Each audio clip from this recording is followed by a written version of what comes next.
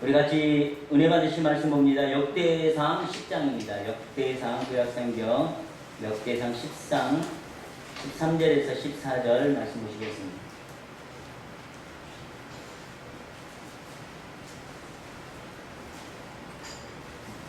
역대상 10장 13절에서 14절입니다.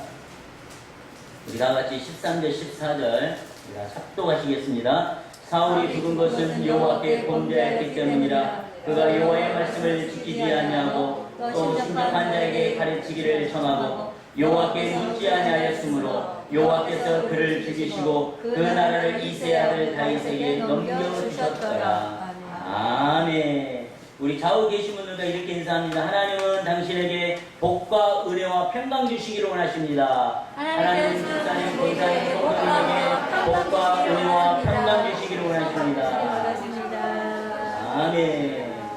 여러분, 우리가 늘 하나님 앞에 이 복과 은혜와 평강을 누릴 수 있는 우리 성식의 성도님들 되시기를 바라겠습니다. 화면 하나 띄워주시고요. 자, 어느 회사에서 면접 시험에 나왔어요. 이제 면접 시험이 나왔어요. 이 면접 시험이 왜 나왔냐? 창의력이 어느 정도인지 알아보기 위해서 낸 문제라는 거예요.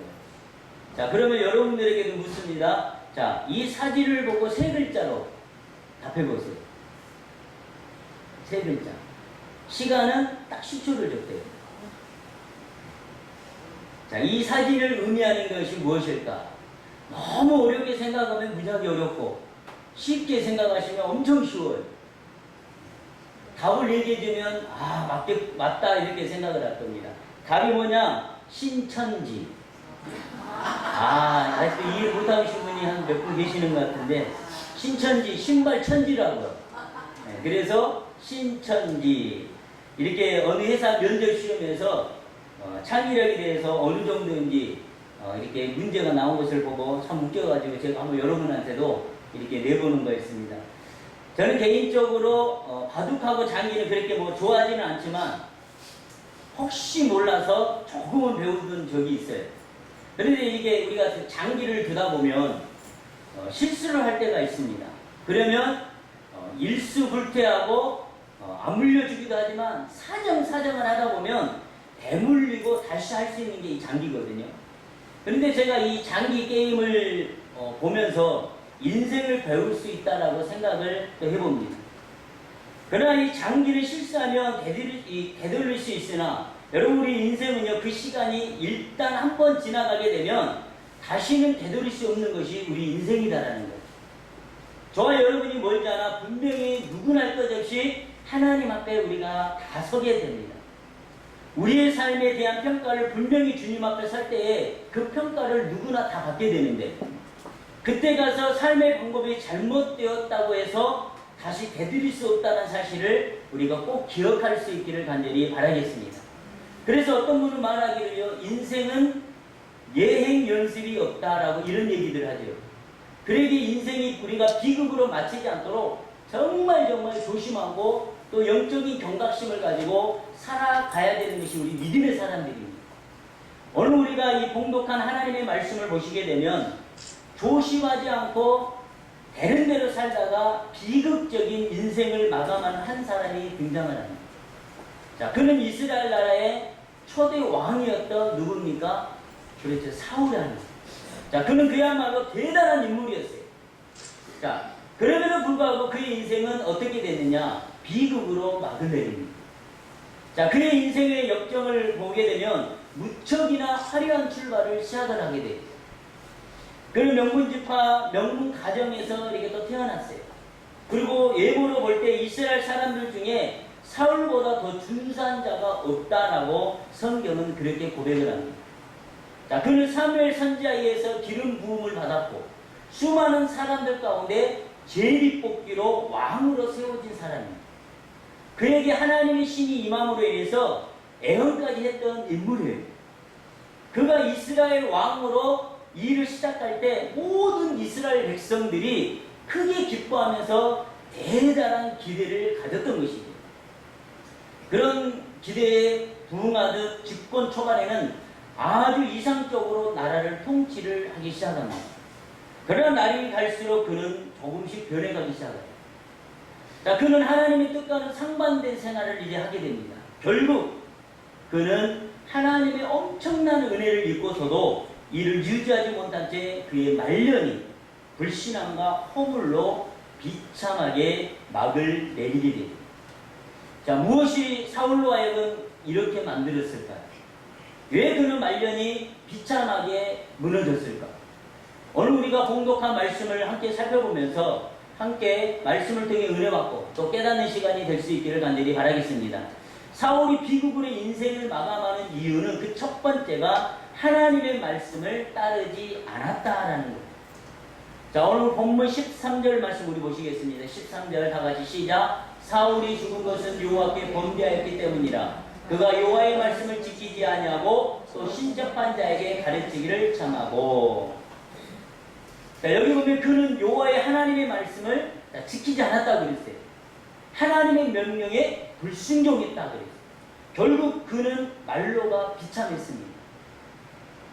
여러분, 복과 저주는 하나님의 말씀과 밀접한 관계가 있음을 여러분 우리가 꼭 믿으시기 바랍니다.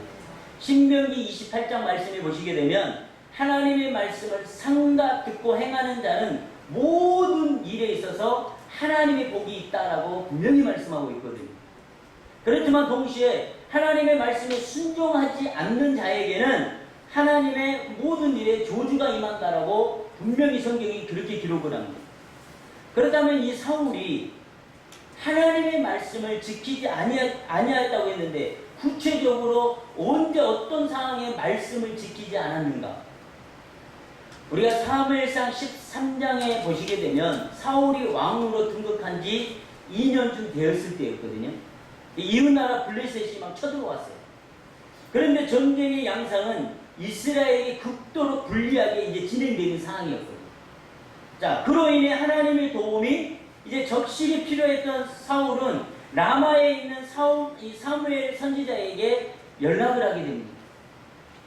지금 우리가 전쟁에서 이태로온이 사무엘 선지자에게 연락을 해서 속히 와달라는 거예요.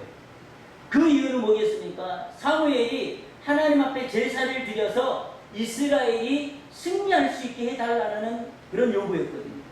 근데 사무엘이 오겠다고 했는데 시간이 지나도 이 사무엘 선지자가 오질 않는 겁니다. 그러자 백성들이 서서히 어떻게 됩니까? 흩어지기 시작해요. 다급해진 사울왕은 백성들의 마음을 잡아보자는 궁여지책으로 자, 그만 제사장만이 드릴 수 있는 제사를 감히 자기가 이제 진례를 하고 말합니다. 그런데 이게 웬일입니까? 제사를 다 마치자마자 누가 옵니까? 그때서야 사무엘 선지자가 오는 거예요. 이럴 때 어떻게 합니까? 큰일이라고 보통 큰일이 아니죠. 이에 사무엘 선지자는 사울의 그런 행동을 보고 뭐라고 얘기하냐면 망령되어 행했다라고 책망을 하게 됩니다. 왜 이런 일이 일어났을까요? 그 원인이 사울 안에 여기 교만이 들어갑니다. 권력을 딱 잡고 보니까 자신도 모르게 그 안에 뭐가 들어가냐? 교만해진 거예요. 그 교만이 자기도 제사를 진례할 수 있다고 믿게 한 것이죠.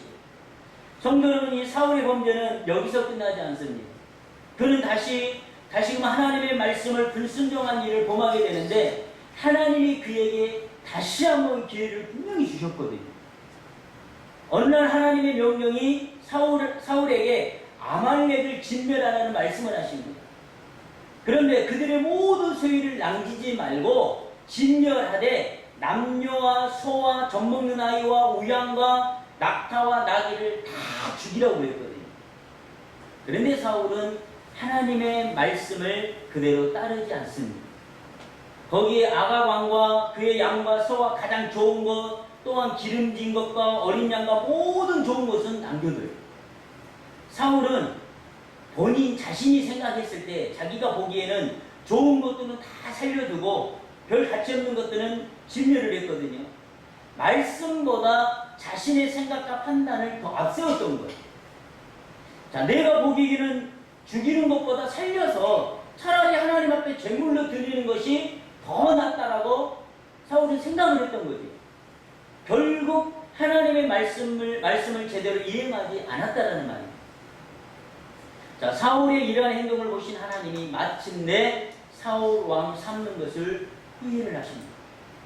우리 사무엘상 15장 11절 말씀 보시겠습니다. 시작. 내가 사울을 왕으로 세운 것을 후회하노니 그가 돌이켜서 나를 따르지 아니하며 내 명령을 행하지 아니하였음이니라 하신지라. 사무엘이 근신하여 온 마음을 여호와께 부르짖으니라. 자, 사울이 여호와의 말씀을 지키지 않았다는 말은 바로 이런 행동을 두고 하는 말입니다. 이때요 생겨난 유명한 성경 구절이 있는데 여러분도 다 알고 있는 말씀입니다. 우리 15장 22절, 사무엘상 15장 22절 시작. 사무엘이 되 여호와께서 범죄와 다른 제사를 그의 목소리를 존경하는 것을 좋아하신같이 좋아하시겠나이까. 순종이 제사보다 낫고 듣는 것이 수양의 기름보다 나으니. 자, 이 말씀을 오늘 우리에게 적용을 한다면 이렇습니다. 순종이 뭐보다 낫다고요? 제사가 뭡니까? 그렇죠. 예배보다 낫다는 거예요. 말씀을 듣는 것이 많은 물질보다 낫다는 거예요. 자, 그러기에 우리는 어떤 상황 가운데 있을지라도 하나님 앞에는 형편 앞세우지 말고 어쩔 수 없다라고 우리가 하나님 앞에 핑계대지 마시고 주의 종의 말씀에 또 순종하고 하나님의 말씀에 순종하면 하나님이 친히 우리를 지켜주시고 보호해주시는 은혜가 우리 모두에게 있게 될 줄로 믿습니다. 아멘. 여러분, 우리를 망하게 하는 것은 육체의 질병이 아니에요. 가난이 아니에요. 우리를 망하게 하는 것은 하나님의 말씀에 대한 불순종과 여러분 교만이라는 거예요. 이것이 사울의 인생을 비극으로 만든 것처럼 우리 인생을 비극으로 만들 수 있다는 사실을 우리가 꼭 기억해야 된다. 그러기에 우리가 받은 은혜가 클수록 순종으로 무장할 수 있기를 간절히 바라겠습니다. 하나님이 높여주실수록 겸손의 옷을 우리가 입을 수 있기를 간절히 축복합니다. 그래서 정말 조심해야 된다는 거예요. 교만을 물리치고 우리가 겸손으로 무장되기를 다시 한번 간절히 바라겠습니다. 또한 사울이 비극으로 인생을 마감하는 이유, 두 번째 이유는 점쟁이를 찾아가 도움을 청했기 때문입니다. 자, 우리 13절 말씀 보시겠습니다. 13절 시작. 사울이 죽은 것은 여호와께 범죄하였기 때문이라. 그가 여호와의 말씀을 지키지 아니하고 또 신접한 자에게 가르치기를 청하고. 자, 신접한 자란 여기 누구를 말합니까? 점을 치기 위하여 죽은 자의 이 영이나 악기를 불러내거나 부림으로써 사후의 세계와 교통하는 일명 그 뭐냐면 영매자를 얘기하는 거예요. 자, 이들은 하나님을 대적하여서 사탄의 뜻이나 터무니없는 낭설을 퍼뜨립니다. 그래서 이스라엘의 그 신앙 공동체를 막 분열을 시켰어요. 그러게 하나님은 이들을 따르는 것을 오미 금하고 있었거든요. 이런 사람들을 어떻게 하라고 했냐면 우리가 레위기 20장 27절에 보면 반드시 죽이라 얘기합니다. 다 같이 시작. 남자나 여자나 신접하거든 박수나 무당이나 되거든 반드시 죽일지니 곧 돌로 그들을 치라. 그들의 피가 자기에게로 돌아가리라. 자, 사울이 비록 믿음이 확고하지 못했지만 그래도 하나님을 믿고 섬기는 사람이었어요. 그런데 하나님이 가장 미워하시는, 싫어하는 신접한 자를 만나러 갔습니다. 이게 보통 그 문제가 아닙니다. 그렇다면 언제 갔었단 말입니까? 사무엘이 죽었어요. 그러므로 온 이스라엘이 그를 두고 막 슬피 울고 있었어요. 그의 고향 라마에 이제 사무엘 선지자를 장사를 하였습니다. 그때 사울은요 신접한 자와 박수를 그 땅에서 쫓아내었던 인물이었거든요. 우리가 사무엘상 28장 3절 말씀에 보시게 되면 3절 시작. 사무엘이 죽었으므로 온 이스라엘이 그를 두고 슬피 울며 그의 고향 라마에 장사하였고 사울은 신접한 자와 박수를 그 땅에서 쫓아내었더라. 자, 사울이 신접한 자와 박수를 그 땅에서 쫓아내었던 일은 그의 집권 초기에 있었어요. 그런데 사무엘이 죽었으니 잠시만이라도 다르게 하려고 했던 것이죠. 문제는 이 사무엘이 죽자 블레셋이 이스라엘을 침략을 해왔습니다. 그래서 사울은 이 블레셋 사람들의 군대를 보고 마음속에 두려움이 찾아오기 시작해요.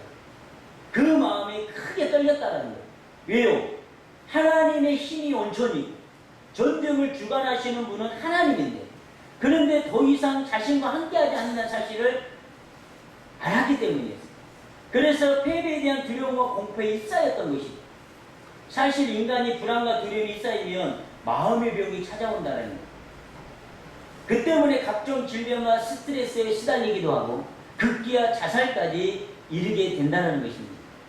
대부분 자살로 죽는 분들이 이러한 현상으로 죽는다는 거예요. 사울왕도 자기 앞날에 대한 불안감과 또 전쟁의 결과에 대한 확신이 없게 되자 무당이나 점쟁이를 찾아가게 된 거예요. 자기가 죽였던 무당들을 다시 자기가 의지하게 되었던 거예요. 여러분, 우리나라는요, 이 무당이나 점쟁이 문화가 아주 발달된 나라잖아요. 무속인 단체인 대한경신연합회에 등록된 무속인만도 여러분 30만여 명이라는 거예요. 그러니 비공식적인 기타 무당과 뭐 점쟁이까지 합치면 대략 우리나라의 무속인 숫자가 약 한 40만 명이 넘을 것이다라는 거예요.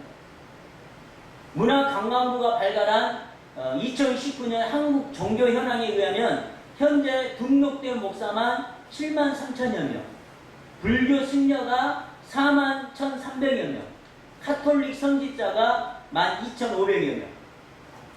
그런 것으로 이렇게 나타나고 비교해보면 우리나라 무속인 규모가 엄청난 셈이죠. 2019년 통계가 그렇다는 거예요. 여러분, 우리나라 문화를 한번 살펴보세요. 우리는 툭 하면 고사를 지내지 않습니까? 집을 지을 때도 고사를 지내고, 어떤 건물을 지을 때도 고사를 지내고, 또 다리를 놓을 때도 고사를 지내고, 심지어는 영화를 찍을 때도 제일 먼저 하는 일이 고사 지내는 거예요. 과거 우리나라 월드컵 축구 대표팀이 맡았던 히딩크 감독이 제일 먼저 했던 것이 뭡니까? 고사였잖아요. 그래서 외국 회사가 우리나라 국내를 들어오면서 제일 이해 못하는 것이 돼지 머리 차려놓고 절하는 고사 문화라는. 그러니 우리나라를 누가 정상적으로 보겠습니까?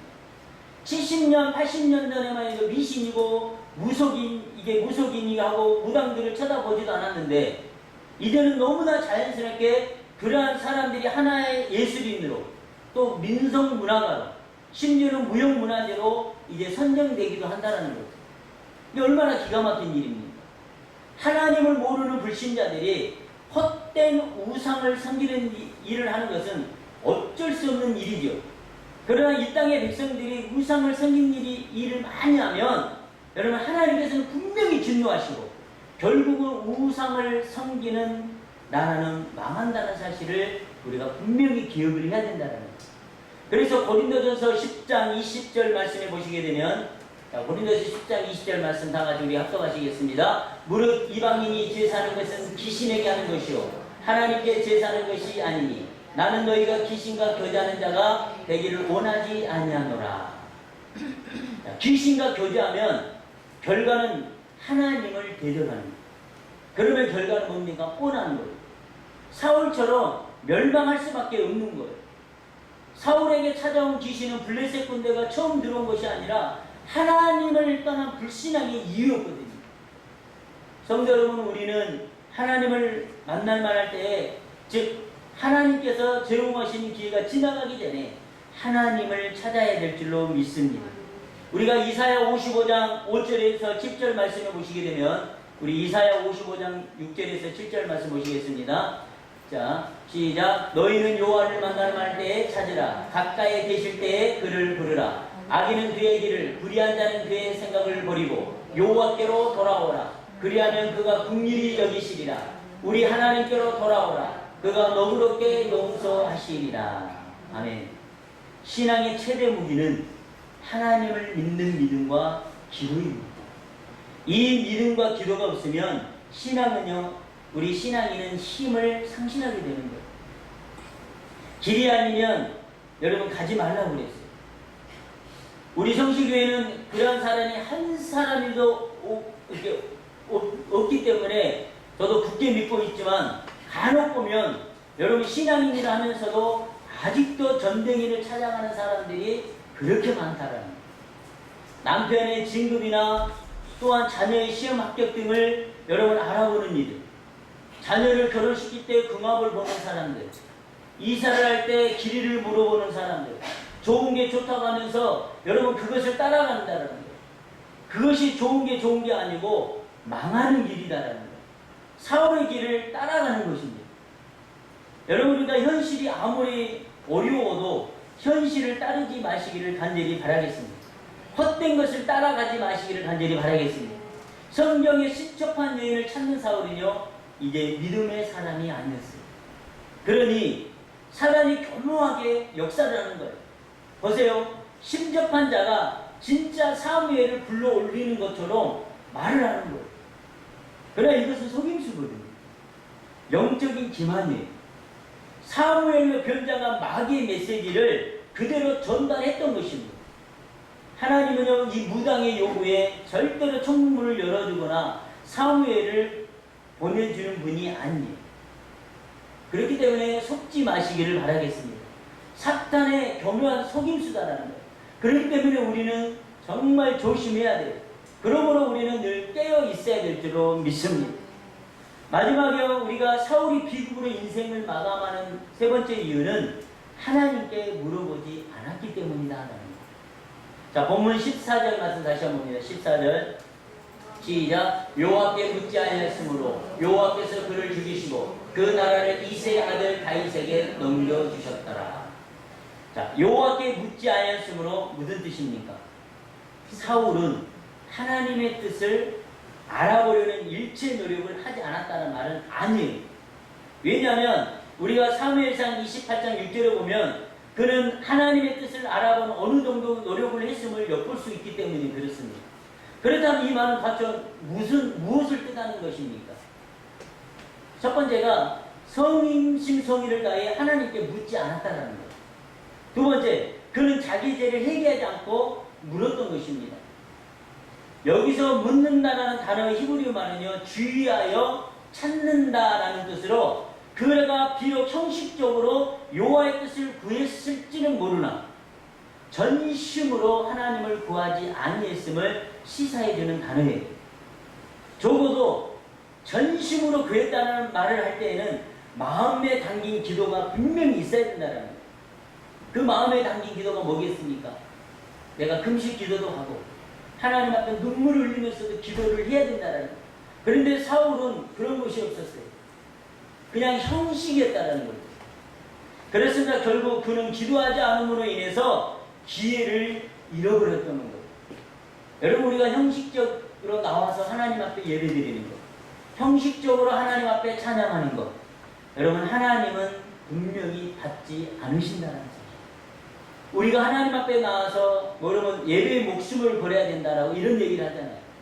우리가 예배를 드릴 때에도 여러분 하나님 앞에 찬양을 하고 기도를 하고 예배 자리에 나아갈 때 여러분 우리가 하나님 앞에 목숨을 다해서 뜻을 다해서 힘을 다해서 주 너희 하나님을 사랑하라 그랬거든요. 여러분 우리가 한 번의 예배를 드린다 할지라도 정말 여러분 우리가 목숨을 다해서 하나님 앞에 예배를 드릴 때 하나님이 그 예배를 그 찬양을 그 기도를 받으신다는 거예요. 아멘입니까? 앞에서 어느 누가 인도를 하든 어느 누군가가 하나님의 말씀을 전하든 여러분 거기에 우리가 여러분 능력 있느냐 없느냐 이게 중요한 게 아니고 내가 하나님 앞에 예배자로 서 있을 때 여러분 내가 얼마만큼 하나님 앞에 더 가까이 나아가느냐. 여러분 우리가 같이 이렇게 공동체로 예배를 드리지만 하나님은 여러분 한 사람 한 사람의 예배를 지금 받고 계시다라는 거예요. 내가 어떤 생각 어떤 마음으로 하나님 앞에 나아갈까. 그렇기 때문에 여러분 우리가 이사야에서 보게 되면 하나님은요 너희가 마음으로 드리지 않는 형식적으로 드려지는 찬양은 내가 하늘 문을 닫아버린다고 그랬거든요. 무슨 말입니까? 내가 형식적으로 드려지는 예배는 하나님이 하늘 문을 닫아버리고 내가 그것을 받지 않는다는 거예요. 그걸 누가 받겠습니까? 마귀가 받는다는 거예요. 그렇기 때문에 여러분 우리가 예배를 드릴 때라도 어떤 교회는요 이 한 번의 예배를 드리기 위해서는 예배를 연습하는 경우도 있어요. 저 서해대교회 가보니까 세대교회 소강성 목사님은 그 주일에 몇 부 예배가 있는데 온 스태프들이 다 나와가지고 예배를 준비하기 위해서 미리 예배를 준비를 합니다. 찬양부터 시작해서 1시간 전에 미리 준비를 해요. 다 세팅을 하고. 그래서 이제 정작 예배가 시작될 때 정말 하나님이 받으시는 예배가 될 수 있고 그렇게 마음을 다하고 뜻을 다하고 정성을 다해서 예배하는 교회들이 있어요. 그만큼 예배가 중요하다는 거예요. 왜요? 하나님은 예배를 통해서 영광을 받으시기를 원하시기 때문에 그렇습니다. 그렇기 때문에 여러분 우리가 기도 없는 결과가 무엇인지 아십니까? 그 결과가 뭐냐? 영적인 불이 꺼져버리는 거예요. 내 마음이 심령이 메마른 땅이 되어버리고 내 마음이 갈라진 땅이 되어버리고 바짝 말라버린 나무와 같이 되어버린다는 거예요. 그래서 하나님의 말씀에 대해 불순종하게 돼요. 하나님의 말씀을 전하는 종과의 그런 관계가 단절이 되어버리고 기도도 등한시하게 돼요. 이러한 것들이 그의 영성 부문들을 말라버리게 하였다라는 거예요. 이번에 그 코로나 바이러스 인해서 여러분 교회들이 막 온라인 예배를 드리잖아요. 그런데 이구동성으로 많은 성도들이 하는 얘기가 신앙이 더 성장해야 되고 더 뜨거워져야 되는데 어떻게 됐냐? 예배가 드려진 하나님 앞에 나아가는 그 마음이 메말라 버렸다라는 거예요. 그냥 온라인으로 예배 드리니까 대충 그렇게 예배를 드린다는 거예요. 이게 굉장히 심각한 거거든요. 여러분 우리는 그런 마음속에 내 마음이 그러한 자리가 자리 잡고 있다면 오늘 여러분 이 시간 이 예배를 통해서 정말 하나님 내 메마른 곳에 하나님 다시 한번 회복의 은혜가 임하게 해달라고 간절히 뜨겁게 기도하는 은혜가 있기를, 그래서 회복되어지는 역사가 있기를 간절히 바라겠습니다. 여러분 반면 하나님께 묻지 않았던 사울왕과 달리 매사에 하나님 앞에 기도하면서 하나님의 뜻을 구하였던 사람 다윗은 어땠습니까? 우리가 역대상 14장에 보면 다윗 왕이 되고 난 다음 블레셋과 다시 싸우게 되는데 이미 전쟁과의 경험이 많은 다윗 왕도요 먼저 하나님 앞에 진지하게 기도를 먼저 시작합니다. 그러면서 하나님의 뜻을 구하면서 하나님 앞에 나아가는 모습을 우리가 다윗을 통해서 볼 수가 있습니다. 우리가 역대상 14장 10절 말씀을 우리 다 같이 시작. 다윗이 하나님께 물어 이르되 내가 블레셋 사람들을 치러 올라가리 주께서 그들을 내 손에 넘기시겠나이까 하니 여호와께서 그에게 이르시되 올라가라 내가 그들을 내 손에 넘기리라 하시니라. 다윗이 진정한 신앙의 모습이 무엇입니까? 똑같은 장소에서 다시 도전해온 블레셋 군대 그 전쟁을 놓고 과거에 골리앗을 이긴 경험으로도 얼마든지 싸울 수 있어요. 그런데 여전히 하나님 앞에 기도하면서 다시금 하나님의 뜻을 구하면서 기도하는 모습을 우리가 다윗을 통해서 볼 수 않습니다. 그리고 하나님의 기도를 받아 승리를 쟁취하는데 우리가 역대상 13장 13절을 읽어보시게 되면 다윗이 또다시 침범해 오는 이때에도 다윗은 또다시 하나님 앞에 기도하여 그 문제를 풀어갑니다. 우리 14장 13절에 15절 시작. 블레셋 사람들이 다시 골짜기를 찜험한지라 다윗이 또 여호와께 묻자오는데 하나님이 이르시되 마주 올라가지 말고 그들을 뒤로 돌아가 뽕나무 숯불 맞은편에서 그들을 기습하되 뽕나무 꼭대기에서 걸음 걷는 소리가 들리거든 곧 나아가서 싸우라 너보다 하나님 앞에 싸아가서 블레셋 사람들의 군대를 치리라 하신지라. 자, 사울왕과 다윗의 왕의 차이가 여기 있어요. 사울은 하나님께 기도한 일을 하지 않았으나 다윗은 언제나 하나님의 마음에 맞게 기도하는 사람이었습니다. 결국 사울의 가문은 무너지고 말았어요.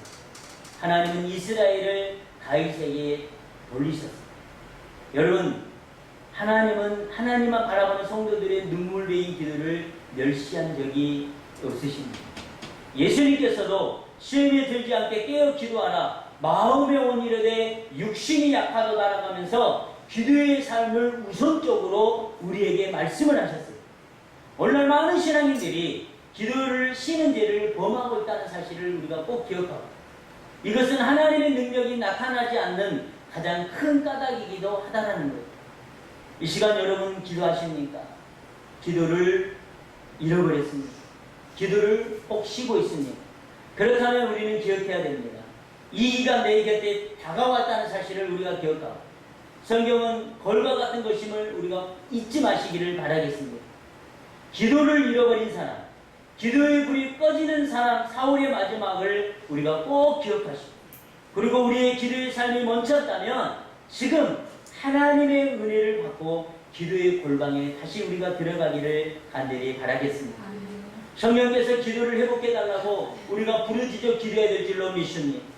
그러면 오순절 마가다락방에 임했던 그 성령의 강력한 역사가 오늘 우리에게도 동일하게 뜨겁게 임재하여 주실 줄로 믿습니다. 그런데 이렇게 요청을 하는데도 예배와 기도가 메말라가는 시대 속에 여러분 우리가 지금 살아가고 있다는 거예요. 가정의 일, 직장의 일, 우리가 살아가는 모든 생활의 일도 노력이나 수고보다 더 중요한 것이 하나님의 계획입니다. 이것이 여러분 내 삶 속에 여러분 들어오지 않으면, 하나님의 역사가, 하나님의 계획이 내 삶 속에 들어오지 않으면 여러분 우리는 열리고 풀어지지 않습니다. 그러나 하나님의 역사가 내 삶 속에 개입하고 들어오게 되면 열리고 풀려지는 은혜가 있게 될 줄로 믿습니다. 오늘 말씀을 맺겠습니다. 사울의 모습 얼마나 가련하고 비참한 모습입니까? 얼마나 불행한 자의 죽음입니까? 이스라엘을 여러분 왕국 시대를 연 위대한 왕이 왜 이와 같은 불행한 죽음을 당하게 되었을까요? 사울의 패배가 과연 군사적인 열세나 전략의 부재 때문일까요? 사울왕이 된 것은 예모가 준세세가 아니라 만왕의 왕이신 하나님의 절대적인 은혜에 의해서고, 사울은 그 전능하신 요 하나님을 대변하는 자여야 했습니다. 그런데 사울은 하나님의 명령에 순종하지 않고 나중에 신접한 여인까지 찾아가 하나님께 기도하니 결국 하나님 앞에 퇴치를 당하고 만 것입니다. 여러분 인생의 마지막은 정말 아름다워야 됩니다. 신앙도 이 마지막이 정말 중요합니다. 흠없이 우리가 죄 없이 완벽하게 살아갈 수는 없으나 늘 말씀 중심으로 하나님만을 의지하고 기도하는 사람으로 살아갈 수 있는 우리 성식의 성도님들 될 수 있기를 간절히 축복합니다. 인생의 말로가 비참하지 않도록 정말 우리가 항상 깨어 있어야 돼요. 늘 영적인 경각심을 가지고 오직 예수님 중심, 성령님의 인도하심과 역사님 속에 날마다 우리가 승리하는 삶을 살아갈 수 있는 우리 거룩한 성식의 성도님들 될 수 있기를 간절히 축복합니다.